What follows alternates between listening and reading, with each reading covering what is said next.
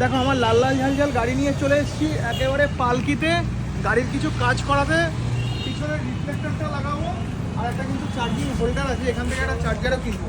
এই দেখো, এই যে আমার লাল লাল ঝাল ঝাল গাড়িতে দেখিয়ে দাও, এই জায়গাটায় কিন্তু ব্রেক যদি আমি প্রেস করি তো কোনো লাইট জ্বলে না। ওকে, এটা কিন্তু চেঞ্জ করবো এই দুপাশেরটাই, সেই জন্য কিন্তু মূলত পালকিতে এসেছি। দাদা অ্যাভেলেবেল হবে? হ্যাঁ আছে অ্যাভেলেবেল। আচ্ছা, কিরকম কি প্রাইস আছে? এটা পড়বে 1600 থেকে 1800 মধ্যে পড়ে যাবে। 1600 থেকে 1800। আচ্ছা, আর একটা চার্জারও লাগবে। এই যে তুমি দেখে যাও একটু, ভিতরে ঢোকো গাড়ি, খোলো খোলো খোলো, গেটটা খোলা আছে। আমার সব পয়েন্ট সব করা আছে, বুঝলে তো? হোল্ডার সব করা আছে, হোল্ডার কিছু করতে লাগবে না, শুধুমাত্র ওই টাইপের চার্জার। হ্যাঁ হয়ে যাবে। হ্যাঁ, হয়ে যাবে। কিরকম আছে চার্জারের দাম? 700 টাকা ভালো করি। 700 টাকা। আইফোনের চার্জ হবে?